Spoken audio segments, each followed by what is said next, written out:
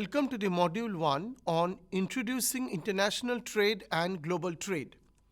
As we refer to the definition of international trade, it basically refers to the exchange or the trade of goods and services across the different nations. So this by trade takes care of different kind of items or the commodities which are traded across the world economy, and these items comprise of television sets, clothes, machinery, food, raw materials which are traded across the globe. Moreover, we find with the advent of globalization, international trade has basically exploded exponentially across the globe, particularly in the service sector.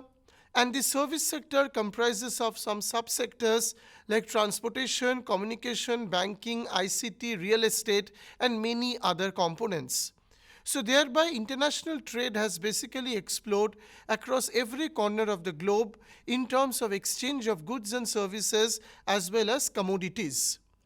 This boils down to the definition of international trade from different perspectives, because it is very much correlated with the concept of international business. So when we talk about a global trade or a foreign trade, we basically refer to the exchange of capital goods, that is investing in the asset of the foreign countries, and the services which can be done across international border or the territories. This also looks care of the gross domestic product of a nation, because a country's good GDP will enable the country to participate in the world trade and thereby contribute to the world production. So international trade has been persistently existing throughout the history, and its social and political importance is also very much important in this regard. So thereby we go for the question that what is international trade? That means how can we define the concept of international trade? So international trade will be referred as the exchange of trade of the goods and services between the different nations. That is how the different nations are transacting the items that are spread across the globe. Moreover, we can see that this kind of trade contributes to the world economy, and also it comprises of the television sets, the machinery, the capital goods, and these are also considered as most of the traded items that are spread across the globe. So that is how international trade is basically the exchange of the goods and services that are considered in this regard. Moreover, we actually want to explain what are the motivating factors behind the growth of international trade. Because globalization may be one of the factors, but what are the other factors which are interlinked with each other, which motivates the country or the nation to engage in the trade? So first and foremost is about the concept of direct investment. So as we can see that with the advent of the globalization, there has been entry of foreign capital. And this foreign capital takes the form of foreign direct investment, which is spreading across the globe and also contributing to the foreign exchange reserves. And this also makes it very clear how international trade becomes one of the most important factors. Secondly, we observe that with the collapse of the Bretton Woods system or the fixed exchange rate, there has been certain volatilities and fluctuations in the exchange rate. So with the participation in the world trade, these fluctuations can be monitored or can be regulated. So this also takes care of monitoring the volatility of the exchange rate across the nations. Thirdly, we find out the risk management which is taken up by the traders and the producers. Because how to undertake the risk, what are the different ways the risks can be mitigated, that also can be done through different kind of trade mechanism. So in the world economy, there has been certain call on the risk insurance, which also involves the role of technological innovations. And these technological innovations are basically the consequence of the global or the international trade within different nations. This also boils down to some other factors related to the balance of payment. Because by balance of payment, we mean the current account and the capital account are its main components. So whenever we observe that with the collapse of the fixed exchange rate, the capital account controls were abolished in the United States and the Germany, and thereby in 1980 in Japan, followed by Australia in 1983, and entirely in 1990 across all the economies in the globe, there has been collapse of the fixed exchange rate regime. So thereby it invites more and more space for flexible exchange rate, where the free trade is actually being wanted for, and thereby it invites a lot of controls which are relaxed, and thereby a kind of liberalized platform comes in. This also invites the role of financial innovations. Because with the advent of the financial innovations, the derivative market is also very much in order. And this derivative market refer to the mutual funds and thereby different kind of funds associated with the pricing, the trading of the risk, and also the businessman gets this ample opportunity to deal with them.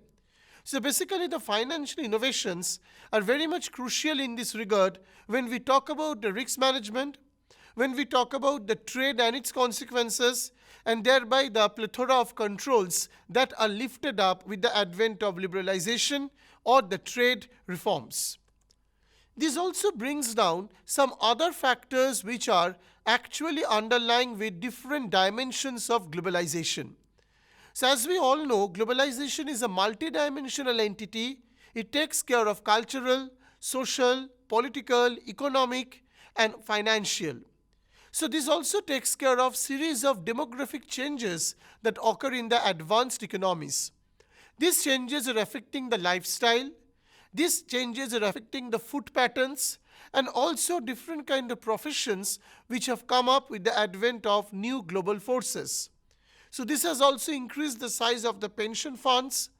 Also, people have realized the importance of portfolio investment, how to invest internationally in the diversified markets, and also how the risks can be coveted or can be mitigated. So any kind of risk management issues are also taken care of in this regard. Portfolio equity investments are also being done. So in a way, the demographic changes are taken up a lot in this context.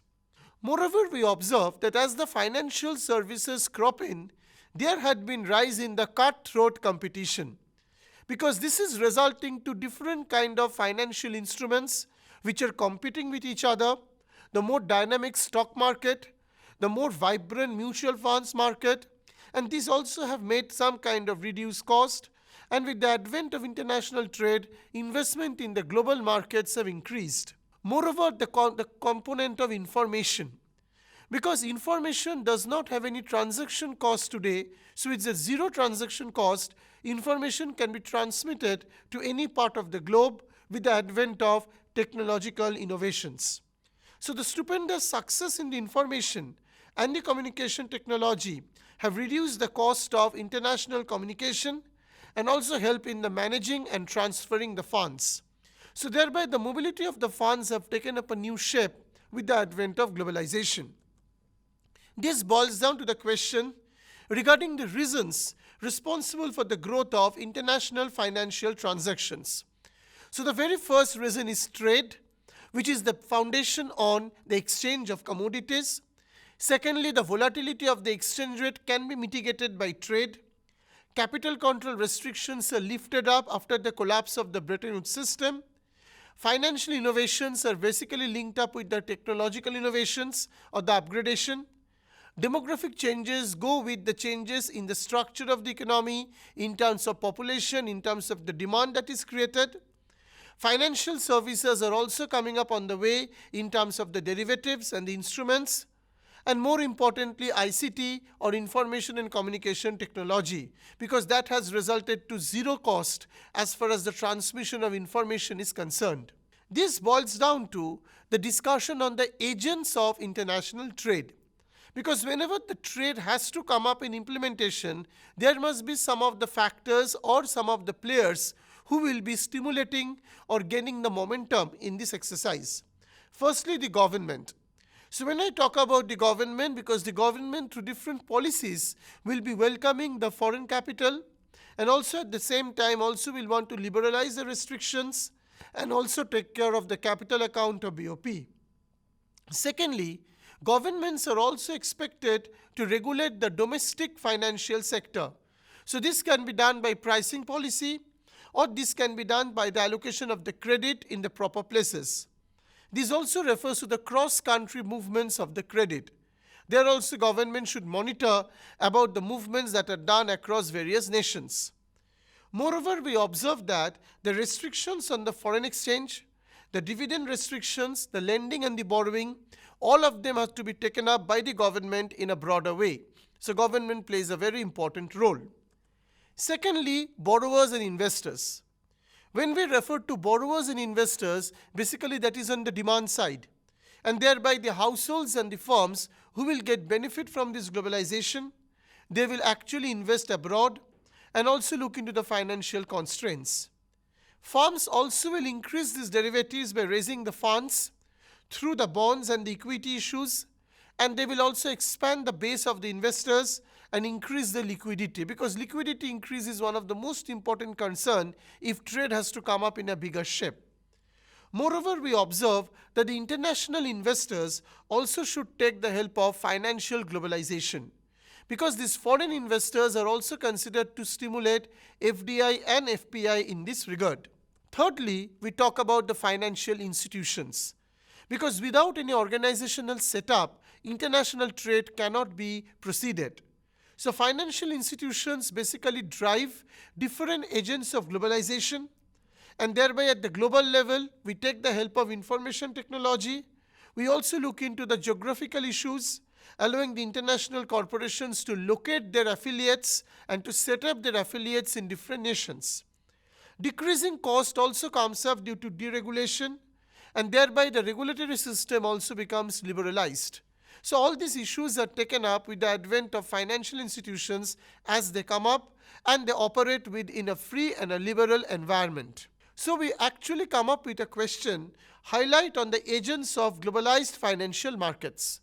So mainly there are three major agents which actually look after the globalized financial markets, like government, who plays a pivotal role, followed by the borrowers and the investors, that's on the demand side, and we have the institutions which are in place because they look after different kind of activities, how they are being monitored. This boils down to the discussions on the advantages of international trade. Because after the discussion of the reasons and the motivations and the agents who are basically responsible for propagating this trade, it is very much important to address on the advantages of international trade. 4 advantages can be specified. One is the optimum use of the natural resources, availability of all types of goods, that is on the supply side, specialization, which is very much important because that is the foundation of exchange, and finally the advantages of large scale production. So we shall pick up one by one in terms of advantages and elaborate on each of them. Firstly, we look after optimum use of natural resources.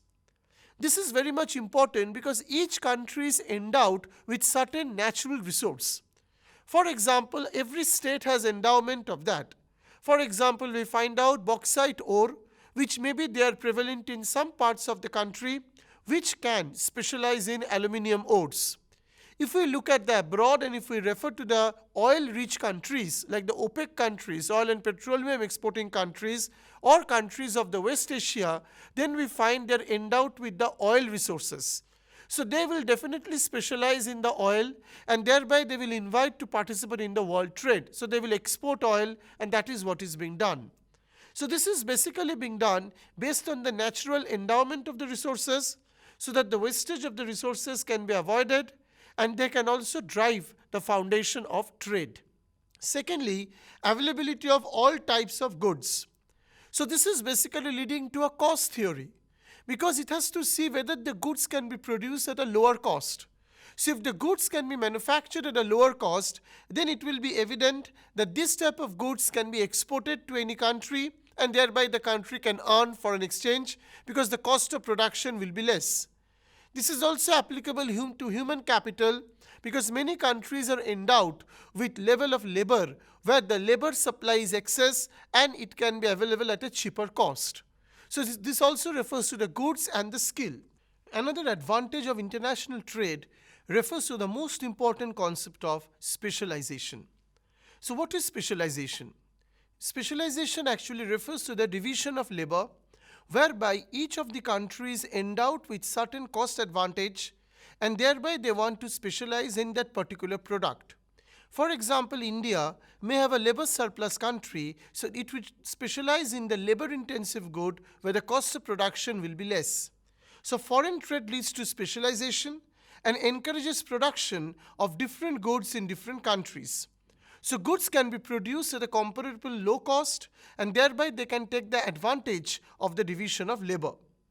Another advantage of international trade would be the advantage of producing in the large scale production. Because these goods are not only produced for the home consumption, but basically the surplus needs to be sold to the foreigners, which is termed as export. So thereby the production has to be done on the large scale, and the advantages of large scale production lies in the learning curve, where the cost of production needs to be deliberately kept lower. This basically results in the questions on highlight on the advantages of international trade. So the advantages can be classified as optimum use of the natural resource, because whenever a country is endowed with natural resource, it is evident that it should specialize in the product which can exploit the natural resource to its fullest. Secondly, the country may have the supply side of availability of different types of goods. And this variety of goods also will drive the international trade to specialize in the specific variety and excel in that. Thirdly, we talk about the concept of specialization. So when we talk about specialization, it basically refers to the division of the labor, and thereby the export takes place. Moreover, the advantages of large-scale production is also important, because by large scale, most of the cost advantages can be enjoyed by the company or the firm itself. Now we move on to the most important theoretical domains of international trade. So one of the most important theory refers to the Ricardian theory or the Ricardo's theorem. So it says that other things remaining equal, here other things refer to the economic and the business environment where the economy or the country operates. So a country tends to specialize in and export those commodities which they can enjoy the maximum comparative cost advantage. So wherever the country will have maximum comparative cost advantage, there the country will be specializing. And thereby that would be considered as the advantageous part of the country, and it wants to exchange that good which it has its disadvantage. And thereby the exchange is very much related with the concept of trade. The second theory which comes up with the point out by the Adam Smith is absolute cost advantage theory. That means when it is comparing one country or one product in terms of its own cost, but not comparing with the other cost, then definitely the concept of specialization comes in. And when we deliver on the concept of comparative cost advantage, then it is considered as the root of the specialization, where comparable cost of production are considered. So thereby the comparative cost advantage refers to the comparison different the factor price ratios, and wherever the country has lower factor price ratio, that is basically the essence of specialization. This basically boils down to the question on highlight on the theories of international trade. So one of the most important and the foundation theory of trade is Ricardian theory, which says about the concept of division of labor and the mode of specialization. Secondly, we have Adam Smith's absolute cost advantage, which basically refers to the absolute cost difference between the nations and how it motivates trade. And trade is basically driven by comparative cost advantage theory, where the relative ratios are being considered, and thereby the trade comes in. This basically boils down to another dimension of trade, that how this international trade contributes to the economic development and to the economic growth. So first we refer to the concept of economic growth, because according to different trade theories, like one of the Prebisch-Singer hypothesis says that trade would be considered to be an engine of growth. That means trade promotes a mutually beneficial division of labor, because it is basically exchanging the goods which we have from those countries which we don't have. So basically it is a beneficial exchange, builds up a symbiotic relation among the nations. Also it goes for a free and open trade, expand the dimensions of the consumption and the production, and also it takes care of the protectionist policies, because how these relaxations can be done. Secondly, trade also promotes economic growth. It also promotes economic welfare. So by welfare it means how the optimum utilization of resources can be done across the different regions, how the supply chain management can be done, and how the distribution can be done to every corner of the globe. So that is how we can see that trade can act as an agent, how the people can be migrated, and how the people can take the advantage of those goods which are not produced in their home country. This basically boils down to the question on highlight on the trade as an engine of growth. So by highlighting, we basically focus on how trade can promote the benefits and the welfare and the consumption possibilities, and how trade can also promote the economic welfare and also refer to the factor endowments which they can take help of. So the supply side is also considered in this regard. Moreover, trade can act as a macro factor and can contribute to the holistic economic development. So by that we mainly mean the job creation or the employment generation. So it is seen that whenever the less developed country LDC is having an abundant factor like the labor surplus country for example, then if this kind of specialization occurs where the labor intensive commodity is produced and is exported, then definitely the trade will employ more and more labor, because more and more job creating sectors are needed which can take the advantage of this factor. Secondly, also we refer to the agriculture, primary products, labor intensive products, and also it can be considered a theory of Heckscher-Ohlin theorem which says that how international trade can stimulate employment and how it can put an upward pressure on the wage. So thereby it can be seen that any kind of wage upliftment or standard of living upliftment can also be the outcome of the trade, because if the trade fosters well in any nation. It also plays an important role in boosting exports, and thereby the country's external sector will become stronger and more foreign exchange reserves can be done. So this can be done at the expense of modern manufacturing, where the price elasticity will be less.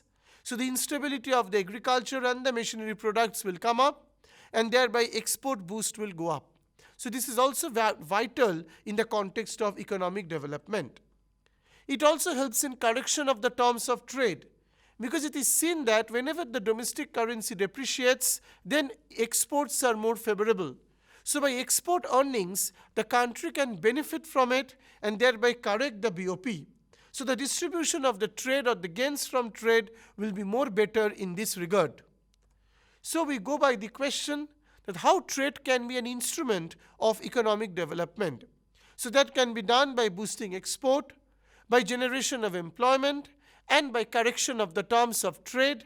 So these are the three major ways by which trade can stimulate economic development. So thereby in this particular module, we discuss on the concept of international trade. We also discuss about the reasons for the growth of the trade. The advantages of the trade are considered along with the agents like the government, borrowers, investors, and thereby the multilateral organizations also come up in terms of financial institutions.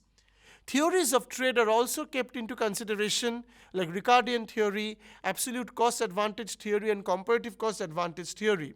Apart from all these discussions, trade can also contribute to economic growth and also to economic development in an overall manner. So thereby the introduction to the global and international trade becomes holistic whenever economic development comes in the way, and thereby the trade foundations can be well established.